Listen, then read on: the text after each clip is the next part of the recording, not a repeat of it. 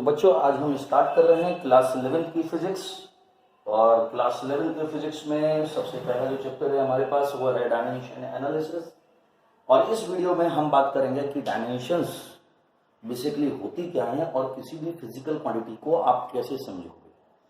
देखो, physical quantities वो quantities होती हैं जो डिस्क्राइब होती हैं लॉज ऑफ फिजिक्स के द्वारा। तो लॉज ऑफ फिजिक्स में एक्सप्लेन करने के लिए जो भी फिजिकल क्वांटिटी ली गई, जैसे फोर्स हो गया, जैसे वेलोसिटी हो गई, जैसे डिस्प्लेसमेंट हो गया, जैसे प्रेशर हो गया, इन सबको डिफाइन करना फिजिकल क्वांटिटी है। फिजिकल क्वांटिटी को एक तरह से आप और बोल सकते हो, आप physical quantity which can be measured, आप इसको ये भी बोलते हो जो मेजर हो सके। जिन फिजिकल क्वांटिटी का मेजरमेंट पॉसिबल है, जिन क्वांटिटीज का मेजरमेंट पॉसिबल है, उनको आप फिजिकल क्वांटिटी बोलते हो। और जिन क्वांटिटीज को आप मेजर नहीं कर सकते उनका कोई एग्जिस्टेंस नहीं होता है। ठीक है, तो इसीलिए कभी कभार क्या होता है कि आप बोल देते हो कि physical quantity are those quantity which can be measured, लेकिन आपको जो अगर कभी डेफिनेशन पूछी जाए तो फिजिकल क्वांटिटी क्या है, जो लॉ ऑफ फिजिक्स के अकॉर्डिंग्स में डिस्क्राइब हुए हैं, उन क्वांटिटीज को आप फिजिकल क्वांटिटी बोलोगे। अगर हम देखते चले तो फिजिकल क्वांटिटी हमारे पास में तीन तरह की होती है। एक होती है रेशो टाइप, एक होती है वेक्टर, और थर्ड होती है scalar. Ratio type physical quantity हो गई जिसमें केवल न्यूमेरिकल वैल्यू हो, जो केवल न्यूमेरिकल वैल्यू को रिप्रेजेंट करता। अब न्यूमेरिकल वैल्यू को रिप्रेजेंट करने के लिए जैसे हो गया आपके पास में स्क्रीन, जैसे आपके पास में हो गया रिफ्रैक्टिव इंडेक्स, जैसे आपके पास में हो गया डाइलेक्ट्रिक कांस्टेंट,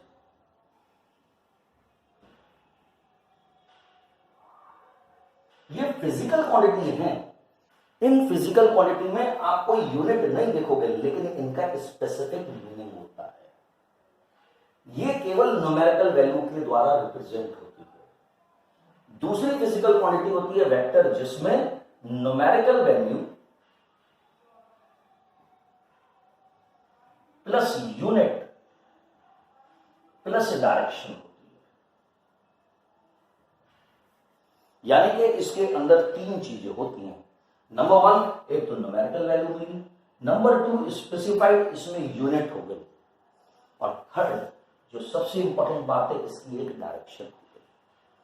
आप इसमें लेके चलते हो जैसे वेलोसिटी, एक्सेलरेशन, फोर्स, टॉर्क, ये जो क्वांटिटीज है ना, आप इनको वेक्टर क्वांटिटीज बोलोगे। तो वेक्टर क्वांटिटीज में ना जो डिफाइंड हो गया है वो numerical value, unit plus direction. ठीक है, ये तीन चीजें होती हैं। और स्केलर क्वांटिटी जो होती है ना, ये केवल लेके चलती है न्यूमेरिकल वैल्यू प्लस यूनिट, इसमें डायरेक्शन स्पेसिफाइड नहीं होती है। ये आपको एक मेजरमेंट देगा, जैसे वेलोसिटी है ये स्पीड हो गया, तो वेलोसिटी वेक्टर है लेकिन उसका मैग्नीट्यूड, ये जो कंप्लीट क्वांटिटी है ना, unit numerical value plus unit, इसको आप मैग्नीट्यूड बोलते हो। जैसे स्पीड हो गया, जैसे प्रेशर हो गया, जैसे डिस्टेंस हो गया। तो ये जो है ये आपका फिजिकल क्वांटिटी के बारे में डिस्कशन है कि फिजिकल क्वांटिटी को आप क्लासिफाई कैसे करोगे। मैं एक बार फिर से बोलता हूं, नंबर वन, कुछ फिजिकल क्वांटिटी केवल रेशियो के द्वारा डिफाइन होती है, जिसमें यूनिट नहीं होती है, केवल न्यूमेरिकल वैल्यू होती है। सेकंड फिजिकल क्वांटिटी वो होती है जिसे आप वेक्टर बोलते हो, जिसके अंदर स्पेसिफाइड होती है कोई एक डायरेक्शन, यूनिट भी होगी, न्यूमेरिकल वैल्यू भी होगी। और स्केलर वो क्वांटिटीज होती हैं जिनमें केवल न्यूमेरिकल वैल्यू हो और यूनिट हो।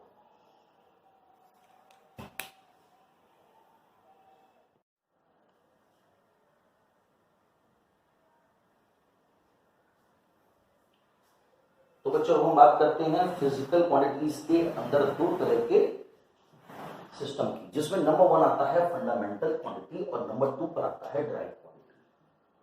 फंडामेंटल और दूसरी होती है ड्राइव। अब जब आपने कहा कि फिजिकल क्वांटिटी है, तो physical quantity require any unit for specification, यानी कि अगर कोई भी फिजिकल क्वांटिटी है तो उसको डिफाइन करना है, और जब डिफाइन करेंगे तो उसके लिए एक जरूरत पड़ती है यूनिट। तो यहां से आप बनाओगे fundamental unit,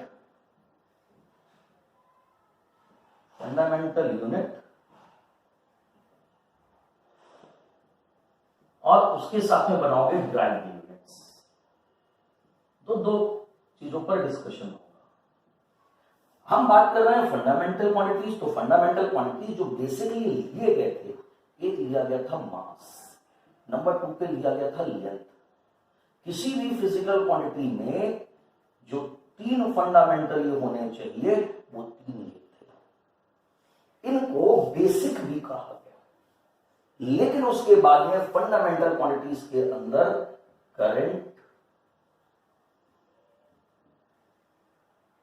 temperature, luminous intensity,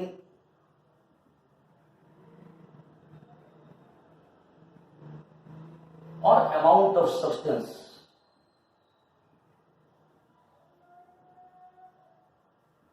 ये क्वांटिटीज और ऐड कर दी गई। तो टोटल फंडामेंटल क्वांटिटीज हो गई आपके पास में 7। These are fundamental quantities. ठीक है, और इसके साथ में लेकर चले 2 अलग तरह की क्वांटिटीज, उन पर मैं थोड़ी देर बाद में आऊंगा क्योंकि बोर्ड पर थोड़ी जगह कम है। ठीक है, फंडामेंटल क्वांटिटीज के साथ में आप लेकर चले 2 और तरह की क्वांटिटीज जिनको नाम दिया गया सब फंडामेंटल क्वांटिटीज, जिनमें नंबर 1 में थी एंगल और नंबर 2 पर थी सॉलिड। तो आपके पास में टोटल 7 तो फंडामेंटल बने और 2 सब फंडामेंटल क्वांटिटीज बने। तो आपके पास में टोटल अगर देखा जाए तो एक तरीके से डिफाइन करने के लिए, किसी भी फिजिकल क्वांटिटी को डिफाइन करने के लिए या ढूंढा जाए तो उसमें आपके पास में ये तरह का मेजरमेंट होता है।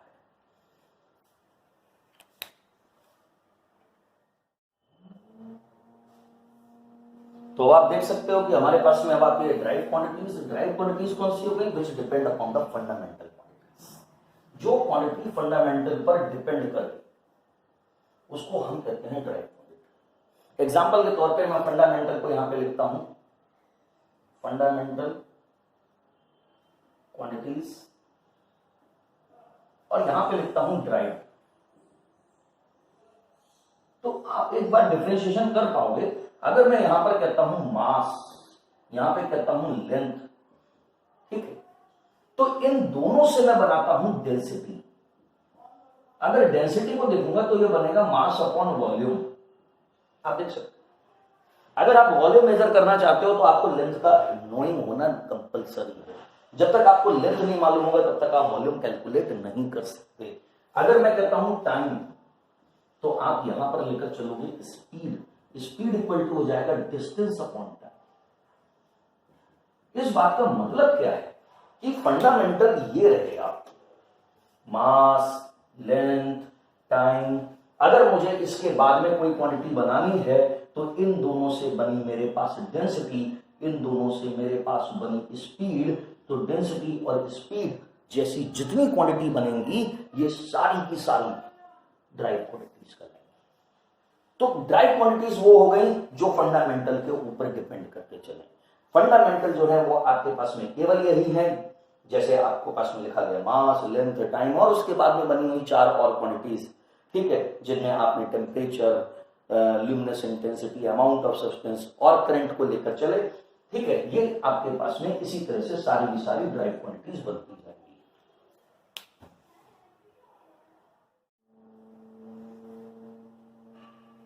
अब हम लेके चल रहे हैं standard of length, mass and time, यानी कि हम कोशिश करेंगे इन तीनों को समहाउ डिफाइन करने की कि लेंथ क्या हो सकती है। मैं बिल्कुल आसान लफ्जों में बगैर रटने वाली डेफिनेशन आपको बताता हूं। लेंथ क्या है? लेंथ होता है सेपरेशन या डिस्टेंस बिटवीन टू पॉइंट्स। किन्हीं भी 2 पॉइंट्स के बीच का जो सेपरेशन है या जो डिस्टेंस है उसको आप लेंथ बोलते हो। अगर मैं यूनिट मेजरिंग यूनिट लिखूं इसकी मेजरिंग यूनिट, तो इसकी measuring unit most of the time लिखी जाती है मीटर्स। क्यों? क्योंकि जो फॉलो किया जाता है वो एसआई सिस्टम होता है, जिसे आप कहते हो स्टैंडर्ड इंटरनेशनल। नंबर 2 पर आप लेके चलते हो मास। देखो मास क्या है ना, एक कॉम्प्लिकेटेड है, कॉम्प्लिकेटेड फिगर है, इसको डिफाइन नहीं किया जा सकता। इसको आप कहते हो अमाउंट ऑफ कंटेंट,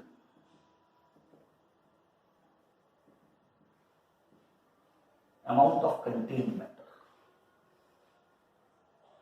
तीसरे में आप लेकर चलते हो टाइम। टाइम क्या होता है ना, इसे ड्यूरेशन लेकर चलोगे, ये ड्यूरेशन होता है। अब ड्यूरेशन जैसे duration between sunrising and sunset. जैसे मैंने क्लास शुरू किया, मैंने क्लास खत्म किया, दो चीजों के बीच का जो ड्यूरेशन होगा वो डिफाइन करेगा टाइम। तो आप इन तीन को तो स्पेसिफिक तौर पे लेकर चलोगे, लेकिन अगर मैं आपसे कहूं जैसे टेम्परेचर, इसको कैसे डिफाइन करोगे? This is the degree of hotness and coldness.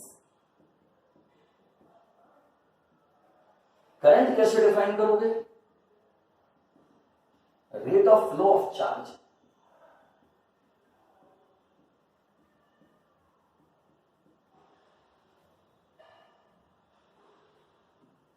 Length, mass, luminous intensity.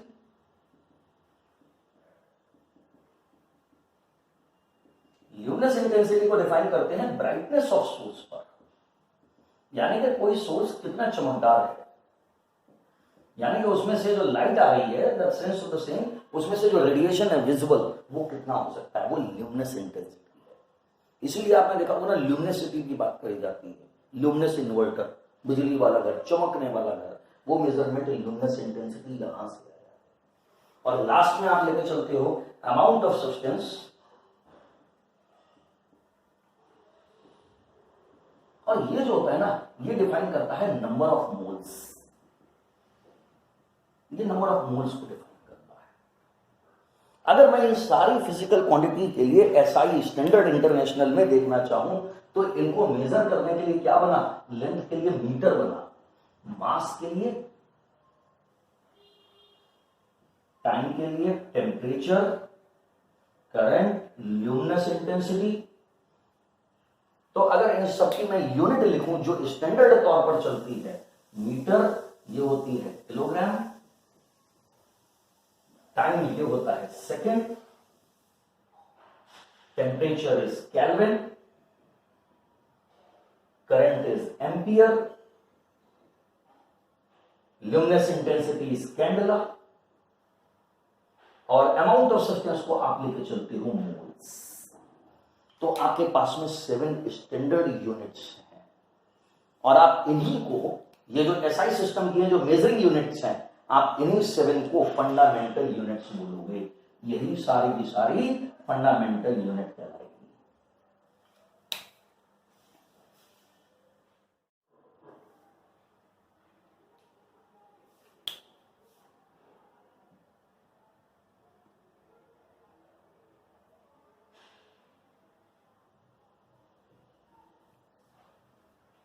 तो अब मैं dimensions of the fundamental quantities की बात कर रहा हूं। मैंने यहां पे लिखी आपकी fundamental quantity, length, mass, time, temperature,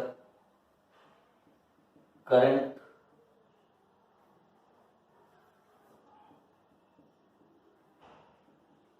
luminous intensity, और उसके बाद में नंबर 7 पर अमाउंट ऑफ सब्सटेंस। तो मैंने आपसे कहा था कि इनको मेजर करने के लिए जो नेम ऑफ यूनिट है वो मैं यहां लिख देता हूं फिर से, नेम ऑफ यूनिट। फिर इनकी यूनिट्स को जो रिप्रेजेंट किया गया वो सिंबल जो था, और यहां पे लिखता हूं इनका डायमेंशन। तो लेंथ जो है वो मीटर है, और इसको शॉर्ट फॉर्म में लिखते हैं एम से। Mass is kilogram, this is taken as KG. Time is second, it is taken as small S. Temperature is kelvin, it is thickness A. Current is ampere, so this is A. Luminous intensity is candela, so abbreviation is CD. Amount of substance is mole, this is thickness mole. ये इनके symbols हैं physical quantity. मैं फिर से बोलूंगा, this is आपकी fundamental quantity, fundamental quantity है ये, और फंडामेंटल क्वांटिटीज के साथ में ये उनकी नेम ऑफ यूनिट है, ये उनका यूनिट का सिंबल है, और उसका सिंबल, डायमेंशन का सिंबल कुछ अलग होगा, और वो क्या होगा, इसका सिंबल हो जाएगा L, इसका symbol M, this is T, this is K, A, CD and more. And don't forget to put the bracket. This is the dimension formula. This is the dimension of the fundamental quantities. ये आप देख सकते हैं, these are the 7. इसके बाद में आप किसी भी क्वांटिटी का, किसी भी ड्राइव क्वांटिटी का आप डायमेंशन फॉर्मूला बना सकते हो, लेकिन उसकी कंडीशन होती है कि आपको उसका फॉर्मूला मालूम। जैसे कि मैंने आपसे कहा डेंसिटी, या मैंने आपसे कहा पहले वॉल्यूम, तो अगर मैं वॉल्यूम लेके चलता हूं तो वॉल्यूम इक्वल टू होता है L into B into H, यानी कि इसकी जो यूनिट बनेगी वो मीटर क्यूब बनेगी, तो डायमेंशन हो जाएगी L क्यूब। देख सकते हो, अगर मैं कहूं डेंसिटी, तो density is mass upon volume, तो mass is kilogram upon metre cube, तो डायमेंशन हो जाएगा m ओवर L3, आप इसको लिखोगे ml-3। अगर मैं आपसे कहता हूं स्पीड, तो this is distance upon time, तो L over T, so this is LT-1। velocity, this is a displacement upon time. अब डिस्प्लेसमेंट अपॉन टाइम यानी कि फिर से वही वाली बात, डिस्टेंस ये मीटर पर सेकंड, तो फिर हो जाएगा LT-1। That is the dimension formula of these two are. Nature दोनों का डिफरेंट है, ये स्केलर है, ये वेक्टर है, लेकिन दोनों का फिजिकल इंटरप्रिटेशन सेम रहेगा। ये दोनों पोजीशन के चेंज होने के रेट को मेजर कर रहे हैं। Acceleration, this is change in velocity, तो मैं यूनिट लिख देता हूं मीटर पर सेकंड स्क्वायर, बन जाएगा LT-2। Force, this is mass into acceleration,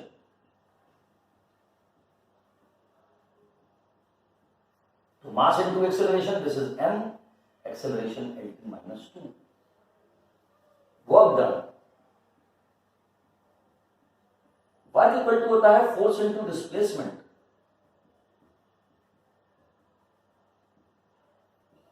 अब फोर्स को आप लिख सकते हो mlt-2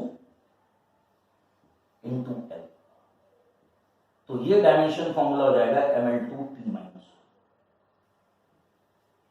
तो आप इस मेथड से किसी भी फिजिकल क्वांटिटी में जो ड्राइव क्वांटिटी है उसका डायमेंशन फॉर्मूला बना सकते हो। मैंने आपको कुछ बेसिक बताए, ये 7 हैं।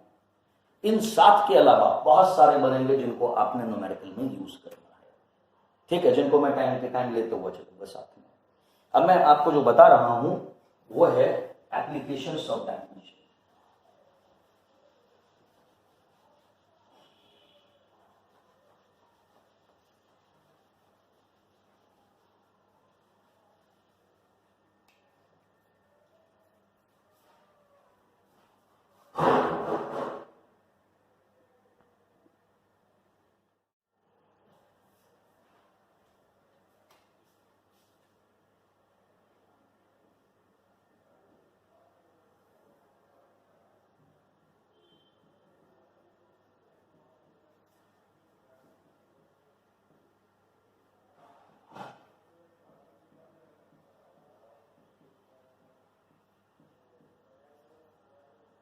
अगर मैं कहूं यूनिवर्सल ग्रेविटेशनल कांस्टेंट, तो इसका फॉर्मूला होता है F = G m1 m2 upon r square. तो G इक्वल टू हो जाएगा, अगर मुझे G का डायमेंशन फॉर्मूला निकालना है तो पहले इसके लिए लिखिए F into R square upon M1, ये G का फॉर्मूला हो गया। अगर मैं MKS में इसकी यूनिट देखता हूं तो newton metre square, force is the newton, R is the metre upon kilogram square. Dimension put करना चाहें तो डायमेंशन के लिए फोर्स की dimension MLT minus 2 L2 upon M2, तो ये हो जाएगा M minus 1 L3 T minus 2। ये डायमेंशन फॉर्मूला आ गया ग्रेविटेशनल कांस्टेंट का। अगर आप कहोगे कोफिशिएंट ऑफ विस्कोसिटी, देखो यहां पर बहुत सारे ऐसे फॉर्मूले मिलेंगे जो अभी तक आपने पढ़े नहीं है। तो कोफिशिएंट ऑफ विस्कोसिटी, इसका सिंबल होता है ईटा, ये ग्रेविटेशनल कांस्टेंट, ये कोफिशिएंट ऑफ विस्कोसिटी ईटा। मैं यहां पे स्टैंडर्ड फॉर्मूला ले दे रहा हूं आपके लिए। इसका स्टैंडर्ड फॉर्मूला होता है ML minus 1 T minus 1। Surface tension,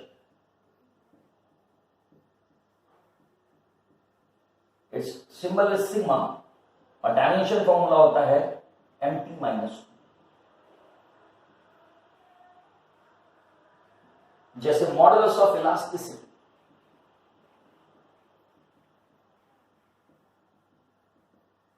इसका सिंबल होता है E, this is ML minus 1 T minus 2। तो आपके पास में कुछ ऐसे फंडामेंटल क्वांटिटीज होंगे जिनके डायमेंशन फॉर्मूला आपको निकालने आने चाहिए या मालूम होने चाहिए, ठीक है। अब इन डायमेंशन फॉर्मूलास के एप्लीकेशन क्या होंगे?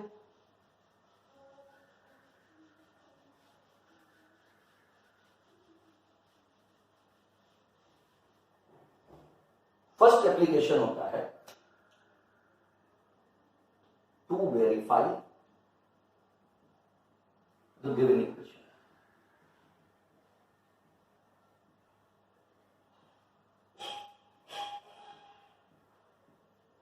To verify the given equation.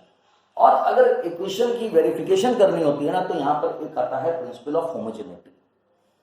For any correctness, for any equation, for any equation मैं लेके चल सकता हूं A equal to B plus C. अगर मैं लेके चल रहा हूं A equal to B plus C, तो मेरे लिए B का फिजिकल मीनिंग, C का फिजिकल मीनिंग दोनों का सेम होना चाहिए, ये तभी ऐड हो पाता है। और उसके बाद में जो रिजल्ट होगा वो इसके बराबर होगा, यानी कि dimension of B equal to dimension of C equal to dimension of A। ये किसी भी फॉर्मूले में एप्लीकेबल है। आप इसको देख सकते हो, आपने इक्वेशन पढ़ी होगी क्लास 9 में, B equal to U plus A में आप अप्लाई कर सकते हो, A equal to B plus C. जबकि यहां पर दो फिजिकल क्वांटिटी है, और मैं केवल इसी का ये नहीं कह रहा हूं, आप यहां पर एक और भी लेके चल सकते हो, A equal to B minus C. लेकिन अगर मैं मल्टीप्लिकेशन की बात करता हूं, if A equal to B into C, तो B और C कोई भी दो फिजिकल क्वांटिटी हो सकती है। These may be two different, B and C are two different physical quantities। ये जो दो है टू डिफरेंट फिजिकल क्वांटिटी है, लेकिन जब इन दोनों का प्रोडक्ट हो गया तो product of dimension of B and C it is equal to dimension of A। ये डायमेंशन ऑफ A के बराबर होगा। आप इसको ना, इसका एग्जांपल लेके चलोगे तो आपने क्लास 10th में पढ़ा था V equal to I R. अगर थोड़ा सा ज्यादा कठिन लग रहा है तो आप इसे लेके चल सकते हो F equal to M into A से। जब मास का और एक्सीलरेशन का प्रोडक्ट हुआ तो एक फिजिकल क्वांटिटी बनी जो नए तरह से डिफाइन हुई, जिसका नाम था फोर्स। आप M की डायमेंशन पुट करो, A की डायमेंशन पुट करो, जो डायमेंशन आएगी वो किसकी आएगी? वो फोर्स की आएगी। ये है प्रिंसिपल ऑफ होमोजेनिटी। आप इसमें किसी भी तरह की इक्वेशंस को वेरीफाई करके चल सकते हो। ये तो मैंने आपके सामने एक जनरल नहीं लेके चला, लेकिन अगर देखा जाए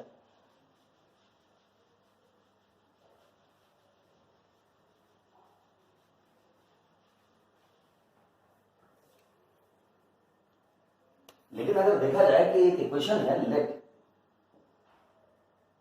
v equal to under root T upon M,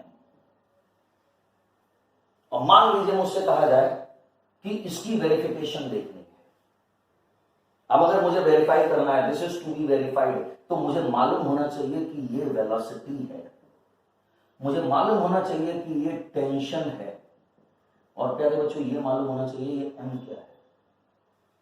यहां पर जो m होता है ना, ये m मास पर यूनिट लेंथ है।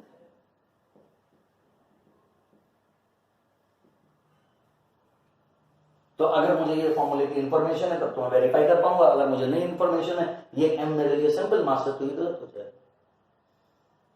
तो कहने का मतलब क्या है कि आपकी ना यहाँ पर डायमेंशंस में आपकी जो स्टडी होनी चाहिए बहुत वाइड होनी चाहिए, आपको सारे फॉर्मूला लगभग मालूम होना चाहिए। अब इसे करेंगे कैसे, तो लेके चलेंगे डायमेंशन ऑफ एलएचएस, और डायमेंशन ऑफ एलएचएस क्या हो जाएगा, LT-1। आप देख सकते हो दिस इज वेलोसिटी।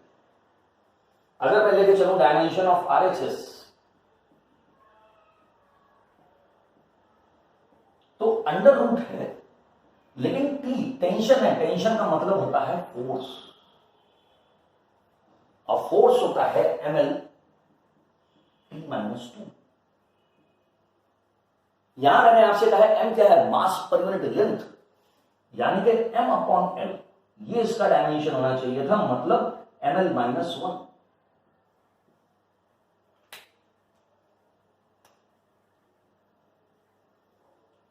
अगर मैं इसका डायमेंशन फॉर्मूला यहां पुट करता हूं, दिस इज mL-1, आप देख सकते हो, इसको मैं सिंप्लीफाई करूंगा तो under root L2T-2, under root से बाहर आ जाएगा ये, तो this will be LT-1।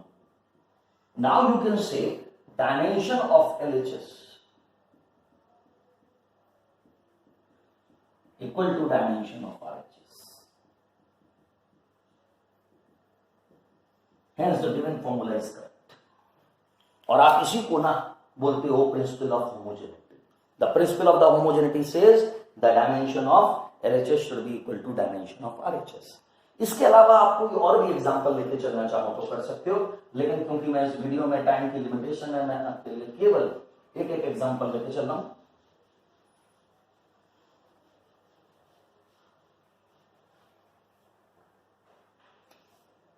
Second application होता है to obtain relation among different physical quantity.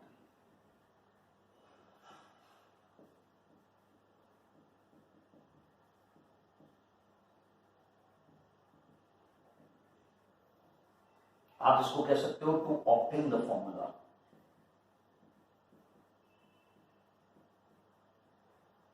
ये फॉर्मूला भी ऑब्टेन किया जा सकता है, आप इसको ऐसे भी कह सकते हो।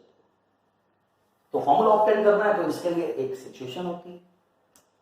तो सिचुएशन क्या होगी, मैं एक टेस्ट प्रॉब्लम लेकर चलता हूं, वर्ड प्रॉब्लम जिसे आप कहते हैं। A particle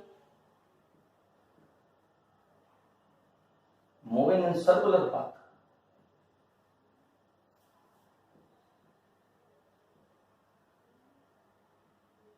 experiences a force which depends upon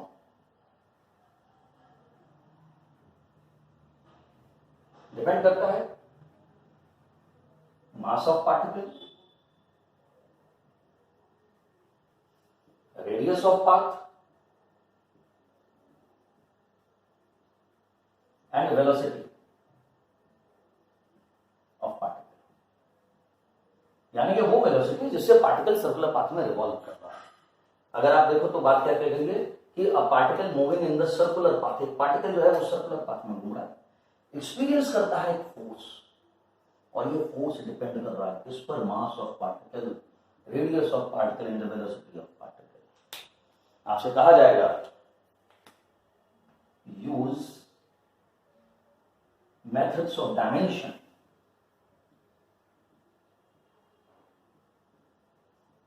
obtain relation among these quantities.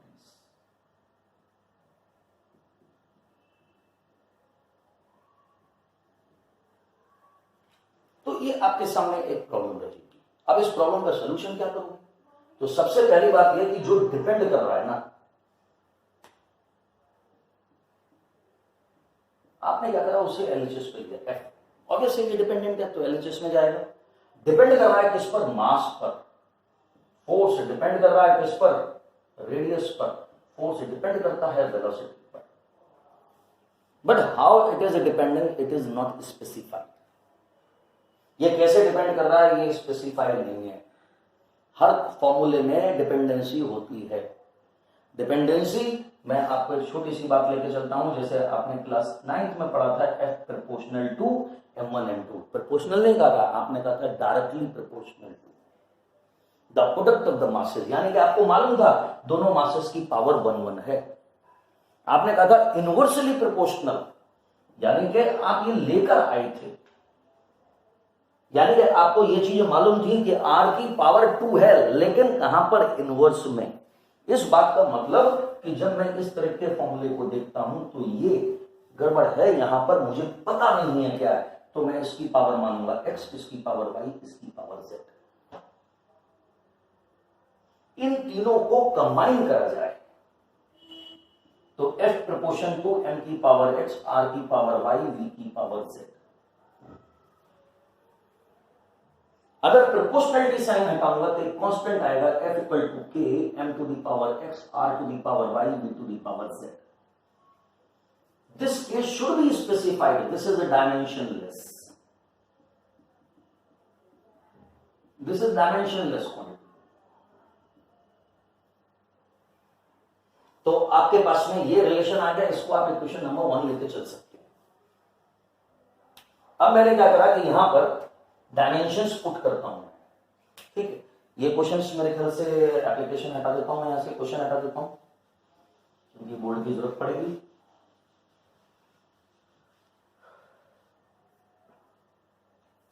तो ऑन पुटिंग डायमेंशंस,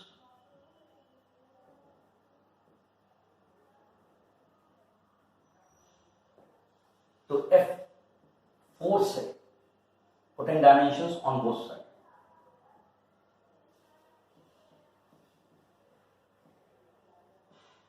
तो दिस इज फोर्स, ये वाली इक्वेशन है, इसमें लेके चल रहे हैं फोर्स mLT-2 के डायमेंशन में से mass is m whole power x, r is length whole power y,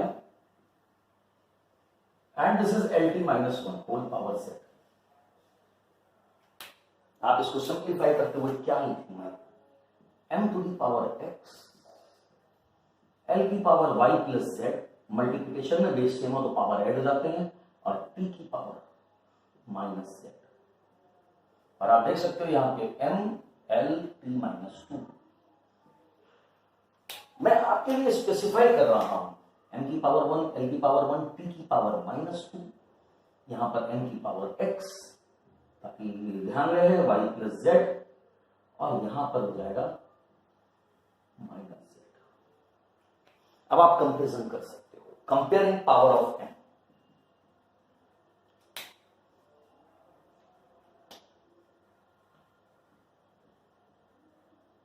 comparing powers of m, l and t। अगर मैं m की पावर कंपेयर करता हूं तो x इक्वल टू 1, l की पावर कंपेयर करता हूं तो y plus z equal to 1, और t की पावर कंपेयर करता हूं तो -2 इक्वल टू माइनस z, तो z इक्वल टू 2 हो गया। अगर z इक्वल टू 2 हो गया तो इस इक्वेशन से अगर देखा जाए तो y प्लस 2 इक्वल टू 1, तो y की वैल्यू -1 हो जाएगी। अब मैं इनकी वैल्यू इक्वेशन नंबर 1 में पुट करता हूं। Values of x, y and z in equation 1। तो अगर आप इनकी वैल्यूज को इक्वेशन 1 में पुट करते हैं तो क्या मिलेगा? f equal to k m की पावर x यानी कि 1, r की पावर -1, v की पावर 2। तो फॉर्मूला हो जाएगा f equal to k mv square upon r, या फिर आप इसको क्या कह सकते हैं, f proportion to mv square upon r। आप देख सकते ये दो मेथड हुए डायमेंशंस के।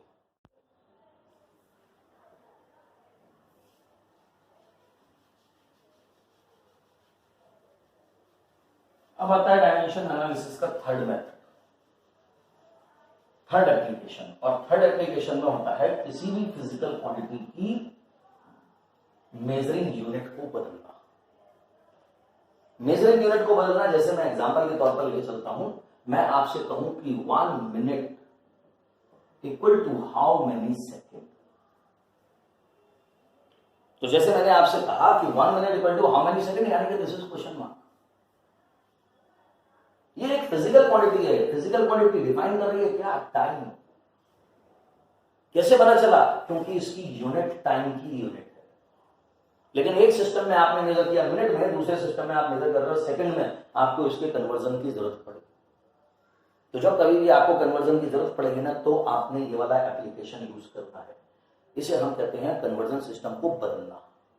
This is application number 3। तो एप्लीकेशन नंबर 3 है to change measuring system.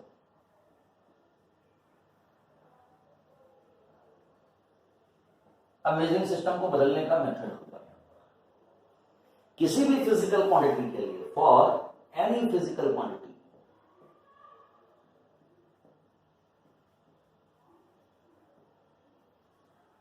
numerical value into unit equal to a constant,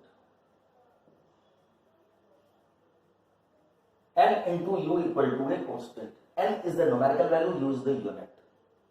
आप इसको ज्यादा से ज्यादा क्या कर सकते हो, n1 u1 equal to n2 u2।